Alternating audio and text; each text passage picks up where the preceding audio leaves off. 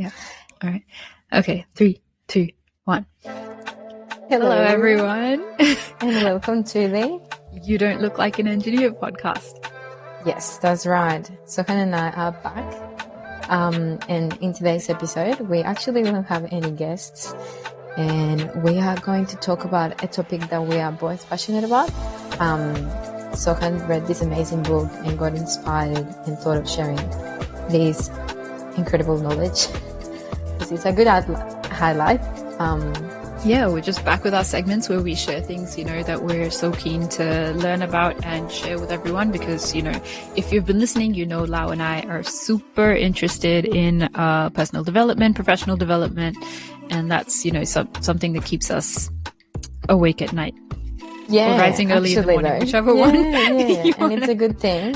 It is very important to self-reflect and see what things we can improve. And there's so many professionals out there sharing their knowledge and how they have implemented systems to enhance performance in a personal life and professional one. So we thought today's subject was going to help us do that. But before we get started, we are back with our segment of the STEM Femme of the week. And it's one of our most important, segments because we highlight key people and especially females that without them we wouldn't be where we are today. With Exactly.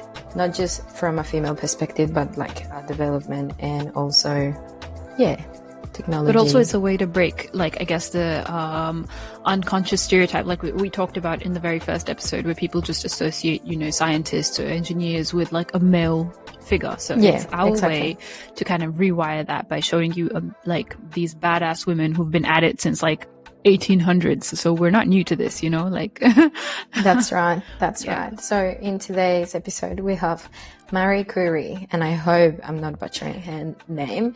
So Marie Curie was born Polish, but she lived most of her life in France, where she studied and, conducted a lot of her research.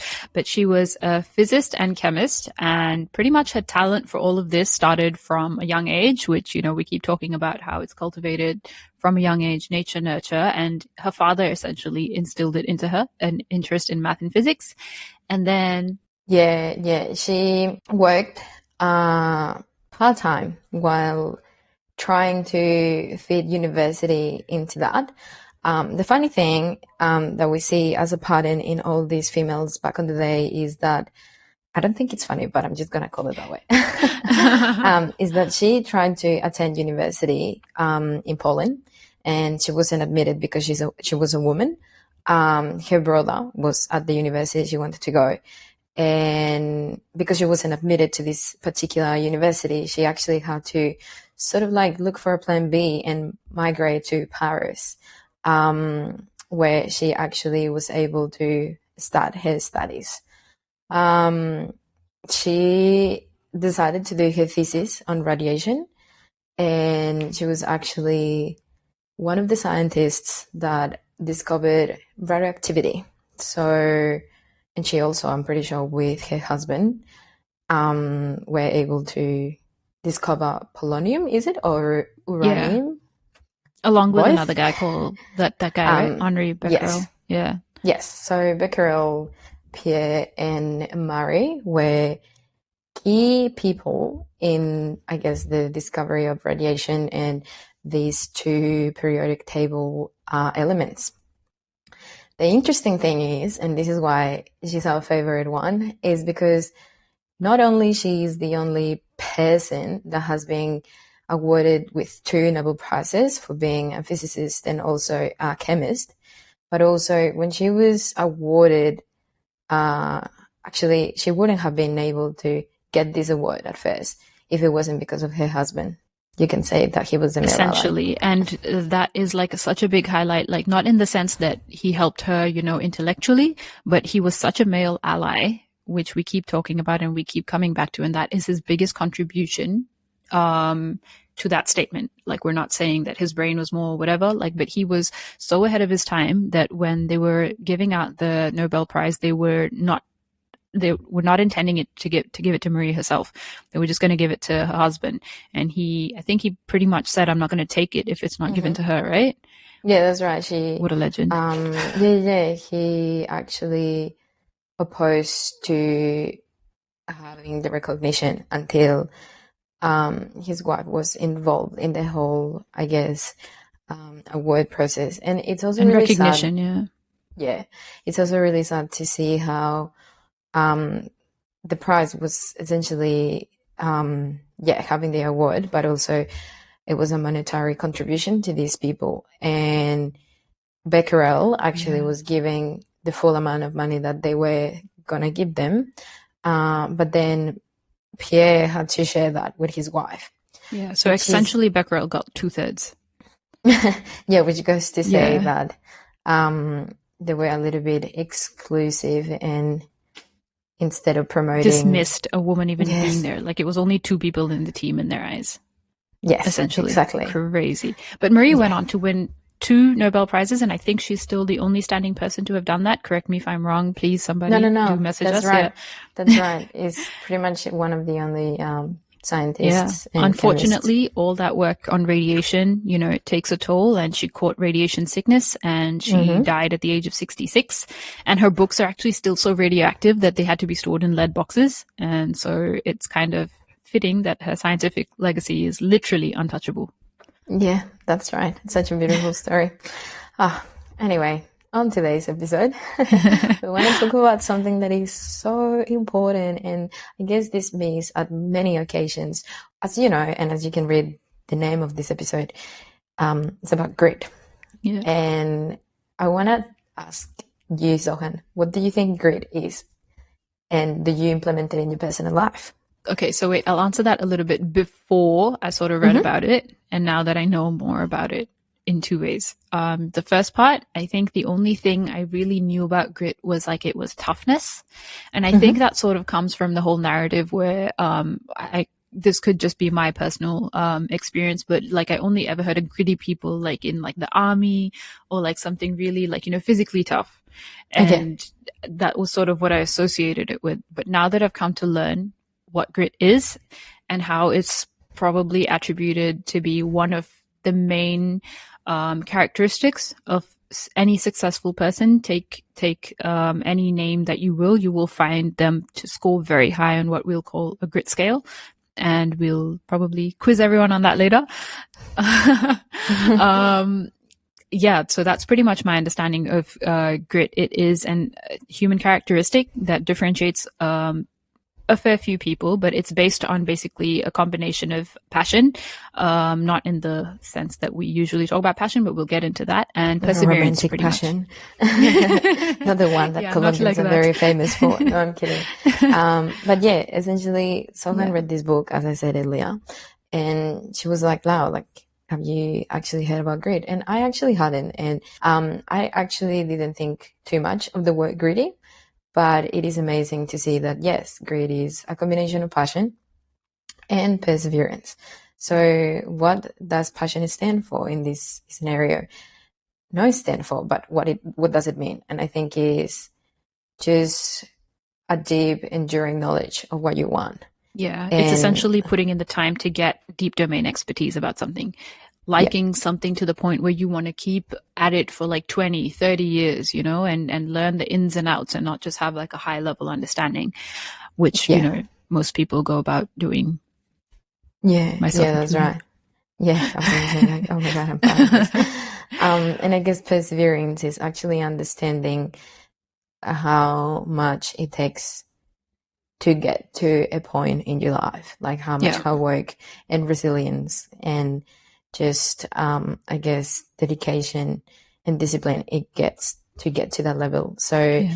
a lot of people have heard about, I don't know, in like the friend group or in the university cohort, there's always like a few people or a person that sort of like isolates themselves and prioritizes their career development Mm. and works so hard about like on this that this person perhaps doesn't balance like his friendships or other things. So I would say that that's someone that is really disciplined and dedicated, or like in the sports industry, when like players actually say no to any social events or even like sacrifice I'm going to say sacrifice, but yes, their life and the first years of their lives to live a completely different, I guess, routine. And yeah. Yeah, because saying yes to something is saying no to so many other things. So 100%. essentially, yeah. What I love, and I think what we love, sorry if I can say so much about grit, is that it's not necessarily innate. You know, Yes. like people talk about, oh, Unlike talent, talent. people just, so talent, and it's innate. But honestly, talent only gets you so far. And Yeah. grit, from what I can understand of it and what we can see successful people doing, grit takes you way further. So Yeah. talent doesn't make you gritty. Talent can actually, like, if you're instilled with enough compliments growing up that, oh, you're so talented, you're so good at things, it can actually make you complacent and it can actually make you less gritty. Yeah. So Wow. grit, yeah, essentially. And grit is something you can build on with time. The more you understand, the more you work on, you can get grittier, which is why it's like, it's not reserved for a few. It's for everyone, which is so good. Yeah, yeah. And I actually find that that's actually the most important thing about the whole grid. I'm gonna say mindset because I feel like it's something that it's a way of thinking, right?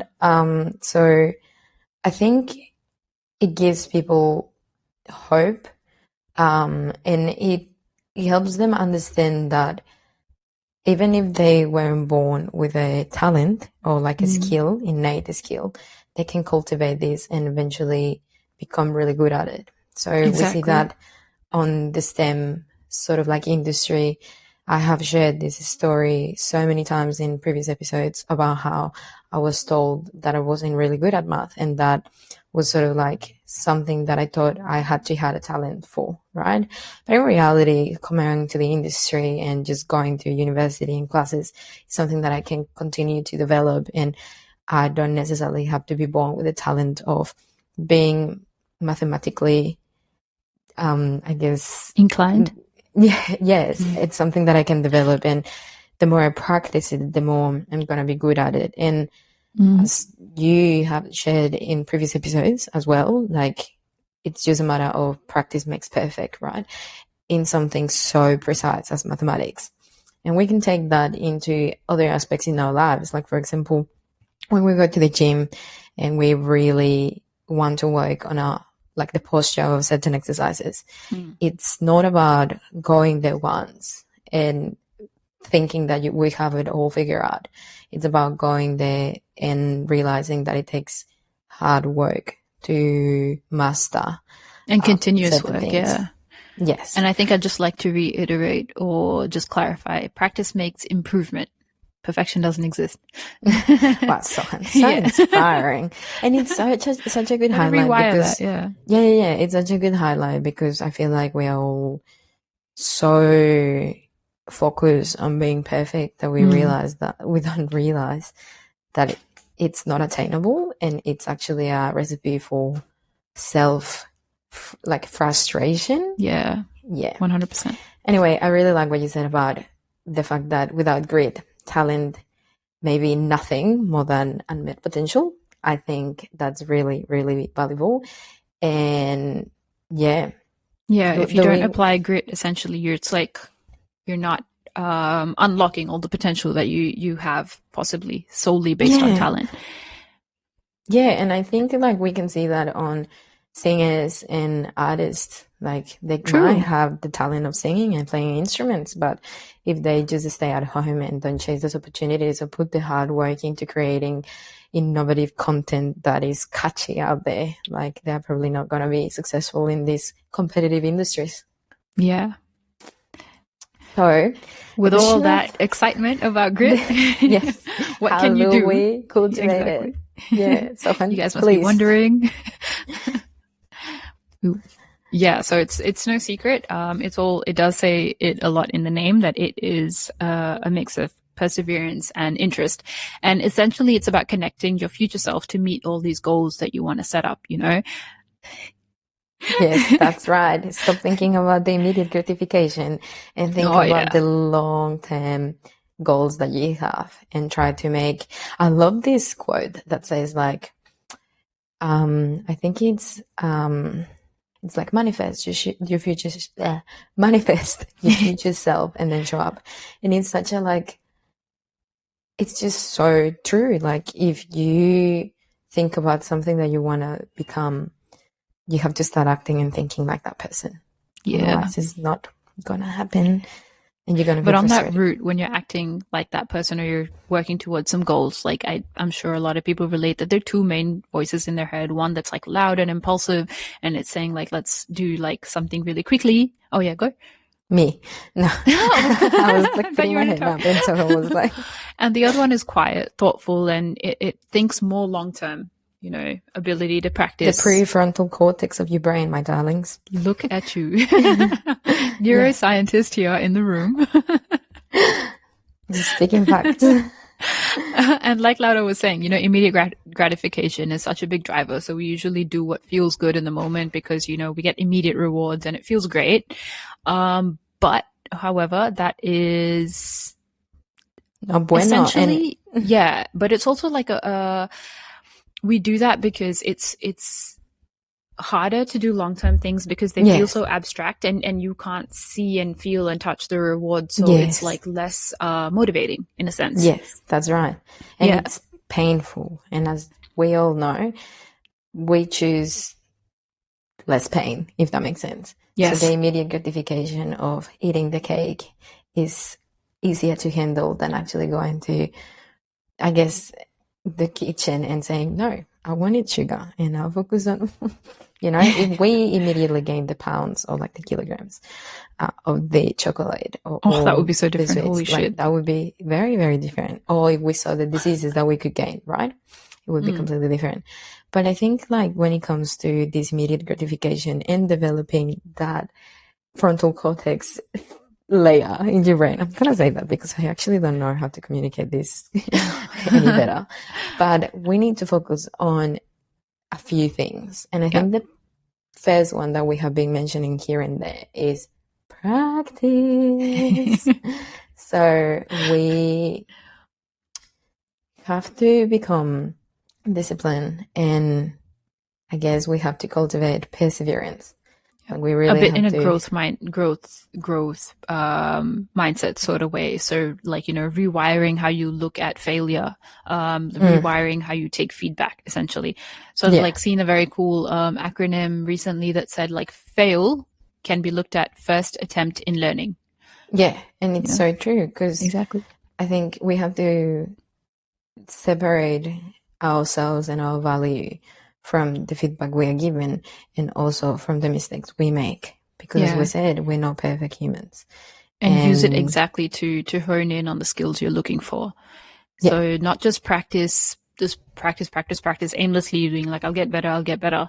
A huge part of grit is practicing like in a way that if you picture like a master carpenter or stonemason, like chipping away to make that statue that is like someone like say Da Vinci, carving away at stone to make some crazy sculpture, right? It takes chipping away at little pieces until finally you see the statue that you're looking for. So basically that's the kind of practice we're talking about. Essentially deliberate practice and dedicated practice. For example, I think a lot of what Angela Duckworth talks about in the book is examples of people like Kobe Bryant and Michael Jordan who would record their practice sessions or games to be able to look at little mistakes or little things that they could improve on. And they would keep practicing, not until they got that move right. They would keep practicing until they could not get it wrong anymore. It becomes, who's the guy who wrote about Atomic Habits? James Clear? Yeah, James Clear, sorry. So as James Clear talks about in Atomic Habits, it's about wiring a certain action or something until it becomes second nature. It becomes a habit. So like breathing, guys. Essentially. Second nature. Yeah. And it's essentially like developing those neural circuits in our brain. But I think I really like that example of Kobe Bryant. And in, I guess, the sport industry, we can see that really clear, as in like how you would go and like record yourself. If you're a dancer, you would record yourself to really be self-critic and be like, okay, this is what I can improve. In our industry, however, I feel like it is essential to have someone else to check our work, because we can't really, like, at least with the role that I do, like drafting, for example, or like design, you are used to looking at certain things so often that if you don't give it to someone else, you won't pick up your own mistakes. And I think it's really important that, about what you said earlier, about having a good attitude towards feedback and failure. Because when people pick up the mistakes or the ways you write in a technical report, for example, and if they tell you, oh, like, this is probably not the best way of doing it, or this is how we do it, it's important to separate, again, yourself from the equation and be like, okay, I'm going to take this to you so I can improve this and become better at report writing, or I'm going to become better at paying more attention to the drawings or whatever it is. Because otherwise, we probably won't know what we're doing wrong and how it should look like. I'll give another example. When I was learning English, for example, my brother, the way I practiced for my IELTS test, for my writing IELTS test, was by writing the essays.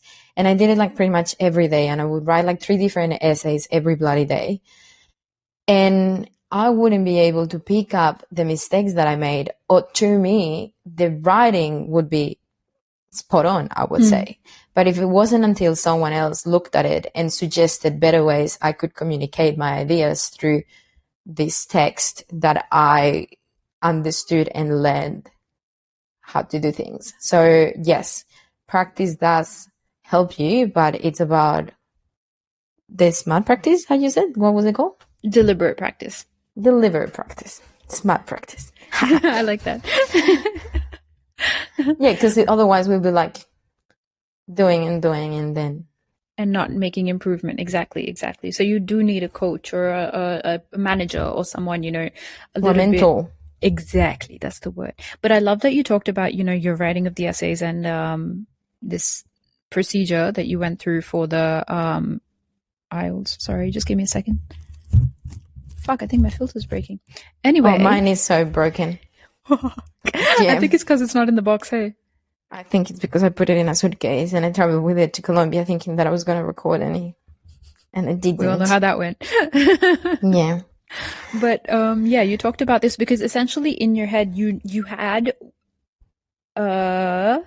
something that you were working towards. You had a goal. Yeah, a purpose. Well, no, I had a goal. I had a goal that was linked to my purpose. So we have little goals, and that essentially I link or align with a bigger thing, right? Because we can all have goals, and if these are in a line to a bigger thing, to a bigger why, to a bigger purpose, we're not gonna do that. Like, we're not gonna actually do it on a hamster wheel. Also, yes, it's like going nowhere. Or we're gonna achieve the things, but we're not gonna feel anything after we achieve them. Like, we're just gonna continue, like, because there's so much study coming out that a huge part of the issue with modern day depression is a lack of purpose. And that's essentially idea number 2 for grit is practice is the first one, but having a purpose, having a why, and not a like, why do I want to do this because I need the next pay rise? Not that. A long-term why, something that is you're able to hold on to as a vision of yourself, or something, that you can keep coming back to. And makes you want to keep learning and be better at something. Yeah. And that is truly linked with those values, what you actually are interested in, and what you're going to be like valuing, or what you're going to value for a long time. Because if you're just aiming for the pay rise, once you get it, I don't know. Not going to say anything Sorry, I touched on that one. Yeah. Sorry, we can come up with a better example. But it's like, I love the way that it's worded in the book is that it's not, you know how people say, oh, finding your purpose, like the way I thought of it, it's like one day something will just click. Like maybe lightning will hit you and then you'll suddenly realize what you were put on this planet for. But I'm that's so happy not, that you said that. okay. No, I'm Explain actually why. happy. Because it's not like that. And I agree Yes, with good. you. Okay. It's not like that at all. It's It's not not, that you are, definitely not. and this is when a lot of people that like are truly believers of destiny. I do I believe in do as destiny, well. and I Yeah. do believe in the universe and the energies, and I'm religious. But I do think that outside of that, you have to find your own purpose yourself. Like you can't just stay sitting down hoping that the light hits you and But that you it's like, also like understanding the why behind any day-to-day something that you do. Like I had such a good chat with my boss today, and he was explaining how over the last few, I suppose, years, he's been looking at like a bigger picture in like, because what I do is like, you know, flood modeling where we're like looking to minimize impacts on very detailed. water levels of, you know, from impacts, I mean, from infrastructure projects. And something that clicked for him is that, you know, we were making these projects from taxpayers' money you and I, you know, contribute to this economy. And sometimes what happens is we're so conservative in the way that we design this that something that, say, for example, could have cost 50 million of taxpayers' money, we actually spend like 100 million. And that's 50 million extra that could have gone to a hospital, a school, Wow. or something, you know, for the development of the youth or society. And being able to see himself fitting in that bigger picture of contribution to the country has been something that's useful for him. And I think Yeah. that is so cool to find your purpose like that. Wow. That just makes me think about this industry. Thank you. Yeah. That is a great example. I had another one about a prostitute, but I didn't touch on that. I'm so sorry, but I'm not gonna edit that. Anyway, so the third element that is really important to develop grit is hope. And I like Sounds this a bit like word, sunshine and daisies.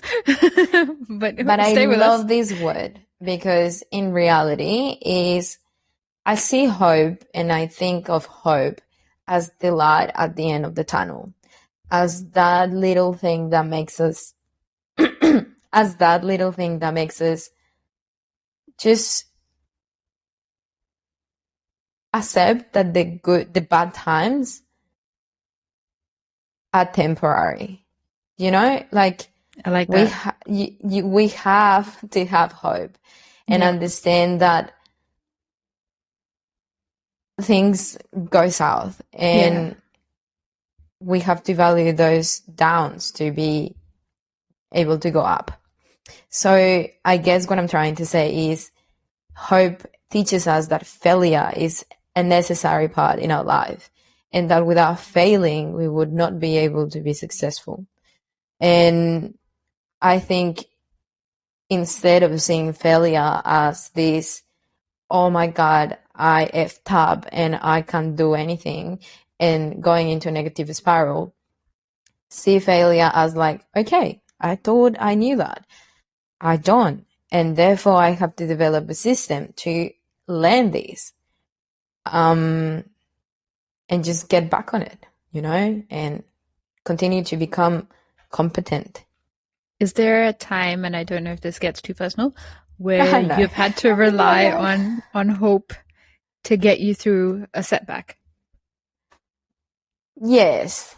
The one that comes to mind right now, I think, is with my visa stuff. Like, I remember that I had so many obstacles. And like, I think back in 2018, I got the application rejected and I was like, what? I've only done like good things for this. And it was I've written only 3 just essays a day. literally, and contributing to the development of the economy of this country. So Goes true. I mean, we beyond laugh, that. but like that's a different problem. And I Yeah. think what really helped me go through that was hoping that the process of appealing that rejection was gonna go well, and that I did my part in obtaining this visa, I guess. So yes, I could think about that.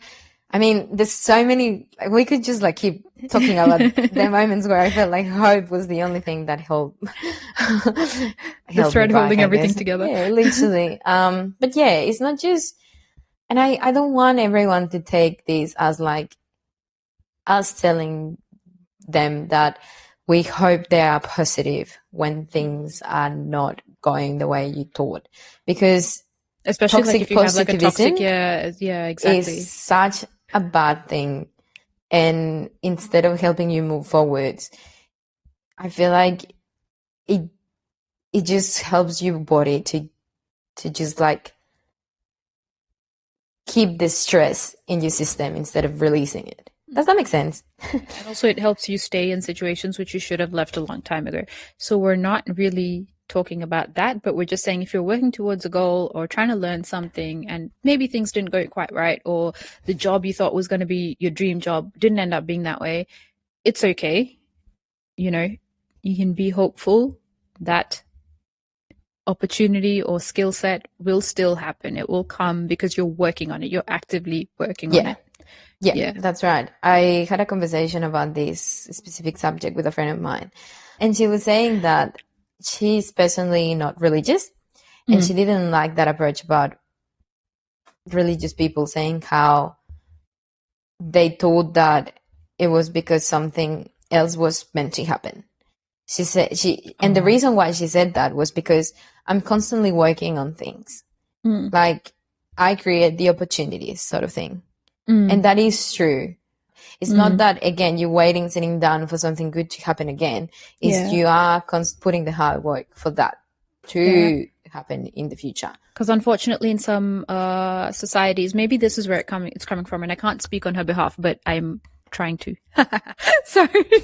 We can see it like almost being used as a cop out, because when some things don't work, then like, oh, it was just destined to be this way. My life was just destined to be subpar of whatever I imagined it to be.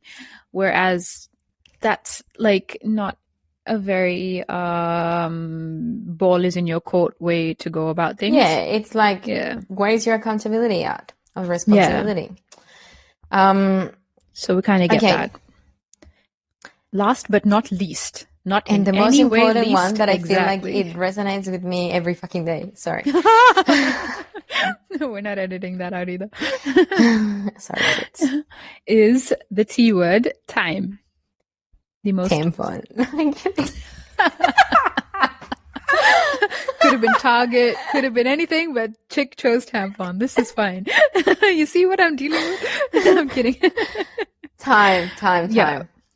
Success is not an overnight story. So I think I'd read a quote, and I think it was a Nike store, because, you know, Nike store is just so good at quotes. It was Federer? No. I think it was someone who versed Federer. I forget who. But he essentially was saying, I trained Nadal? 17 years. Rafael Nadal? No, like a young guy. I don't know. Sorry, I forget. But he said, I trained 17 years to become an overnight success. So, you know, everyone's like, oh my God, this guy's an overnight success. Like, it took years of fucking grit at the end of the day to get to that point. You know, it takes dedicated practice over a long period of time. Like, it's not a short sprint. You're not going to get there in 100 meters. This is long-term marathon, 20-year sort of thinking. Instead of getting frustrated because things aren't going the way you wanted them, or because you thought that your career had to be linear, or anything that you did had to be linear, welcome to real life. Things go in spirals. And it doesn't really make sense until you're on the other side.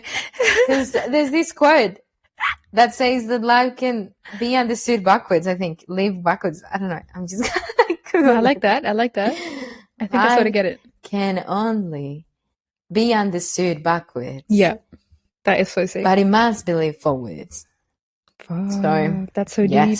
We could almost leave on that note, but we hate it. And I speak for both of us, but I really just speak for myself, is when people teach you these new concepts and they give you the most abstract shit, you know, like how to know how to apply it. I hate that shit. You know? I was saying the S word a lot. Yes, But I so agree. we don't intend to do that. We intend to talk about how grit can actually be cultivated from a small age, because Yes. Angela Duckworth talks a lot about it in the book.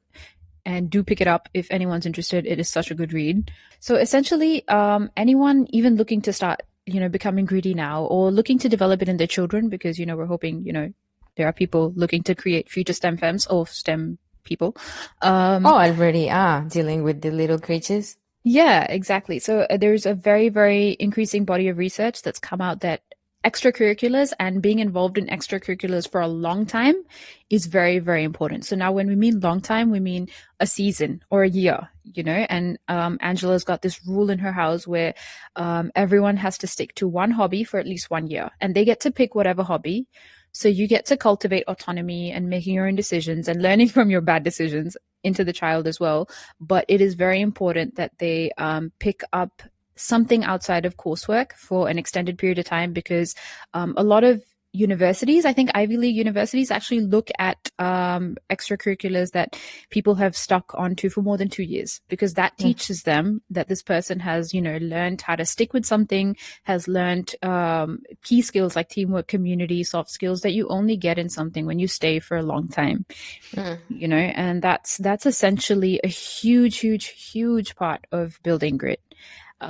So the flip side of this, and if we can quickly touch on, is that unfortunately in lower socioeconomic areas, the first things to get cut is extracurriculars. So essentially we're widening the gap between future success, because we're not enabling lower socioeconomic schools to create gritty children who will later on go and become successful in life. Which is actually really sad, because then we can say that the rich become richer and the poorer. If only through the basic skill set that we allow them to encourage at school. So when we go back to engineering saving taxpayers' money, it is useful because we can allow more kids to have music after school. Access to education. Shit, man. Yeah. Activities, extracurricular activities. So now, after that really intense end, because it's something like that we have to think about, because I feel like we can all sort of like reduce the gap, either by sharing things or by volunteering. Food for thought. I'm not going to open that box, but I wanted to talk about how grit and grow mindset are related, because we are talking about how to develop and how to cultivate this, right? So in a ground mindset, people believe that the most basic abilities can be developed through dedication, which we talked about in the start, and hard work. So I really like growth mindset. And it's essentially, I guess, the first point of the great episode that we went through. So anyway. And I think in summary, because we are summarizing now, right? Yes. Yeah. I think what we'd love to leave you guys with is a cool questionnaire that Angela's developed. And she used this not only in the Army barracks, West Point, I think Army barracks it was, that where she started her studies on grit, but also for young students in spelling bees and so many other industries, to basically to predict who would become successful and stick with things long term, and got a huge amount of accuracy in predicting these things, where back in the day, no psychologist was able to tell, literally. It was absolutely insane. So it's called the grit scale, and we'll ask each other these questions. We're not going to do the math at the end, because I won't do you like that. But essentially, if you guys could ask, yourselves and people around you the same things, it's a great starting point, and you can score yourself and see in a year's time if you've gotten more gritty or not. Right? See. Okay. So the first question. New ideas. Oh, so basically you're scoring yourself from 5 categories. So just basically from very much like me, mostly like me, somewhat like me, not much like me, or not like me at all. Right? Okay. So first question. New ideas and projects sometimes distract me from previous ones. Lau?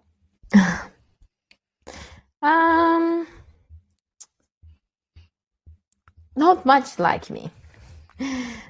That's pretty good. I said that today, but I could change my view tomorrow. No, but I think generically speaking, from what I know you, that's pretty true. What and about I think you? Before it used to be mostly like me, but nowadays, since the past few years, I think that is because becoming her more word and more. of the year is focus. No, But I've noticed that it's become, more towards not much like me. I like to Awesome. finish something before I move on to the next thing. And I agree with that. So the second one is setbacks don't discourage me. I don't give up easily.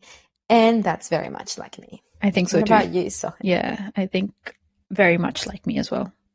Okay, and the third one is, sorry, I'm going to say this one too. Do it.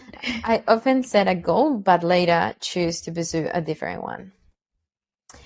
I think with goals, I'm pretty determined. Mm.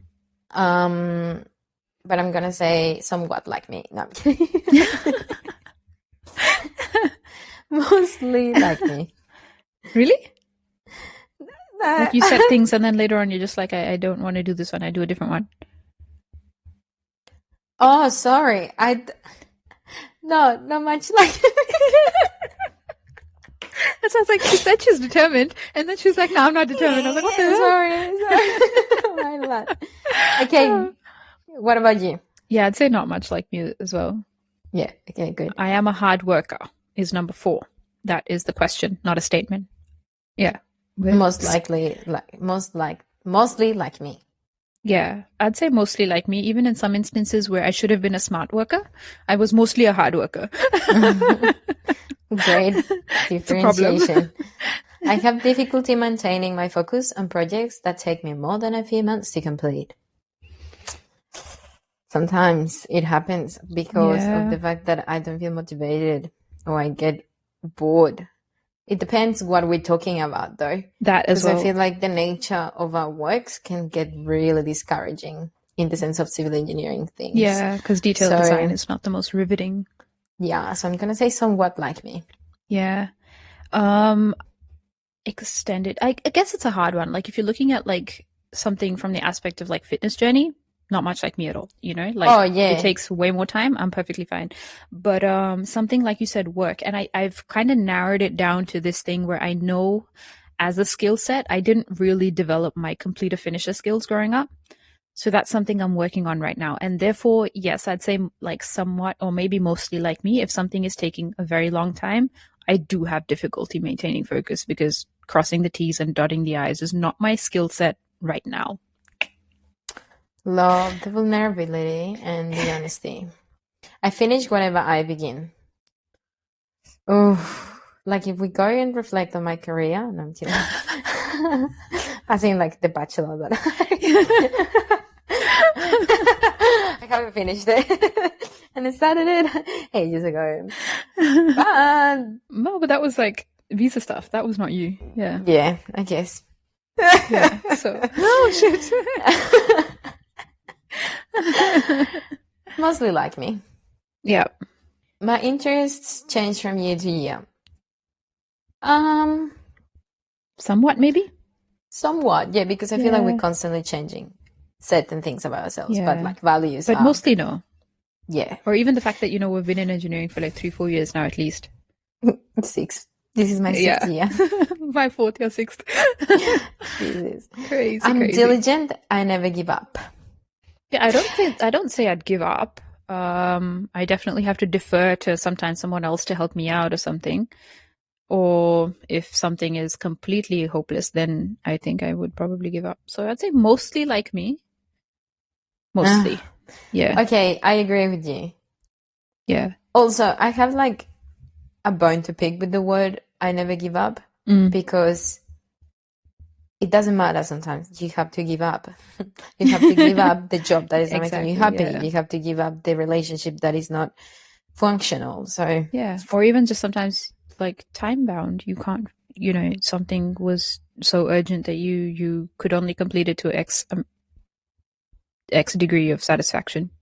Yeah. Is sort of what I'm looking at. Yeah. I don't give up though, I don't think. Okay. Anyway. I have been obsessed with a certain idea or project for a short time, but later lost interest. I think this is pretty similar to the one about, but I think sometimes that can happen. So I'd say like me. Like somewhat like me, yeah. So that does happen. I have overcome setbacks to conquer an important challenge. Mostly like me. What sort of setbacks? I'm somehow drawing blanks on setbacks. Yeah, I'd say so. Yeah. Anyway, Yeah. Let's say mostly like me. Somewhat like me. Let's just say somewhat for now. We'll come back to this. And that's it. That's all the 10 questions. Yay! What an interactive podcast episode we had today, guys. We'll drop a link to this grit scale for anyone who's interested in scoring themselves, and you can get a score. In the project description. Yes. Episode source. And even in our bio, maybe when we put it up on Instagram. That's right. Thank you so much for your constant support and for making it until the last minute of this episode. Yes, thank you so much for everything that you do to help promote this podcast. We appreciate it. Yeah, appreciative of all our listeners, and we will see you next time. Yeah, see you later, alligators. Mwah, mwah.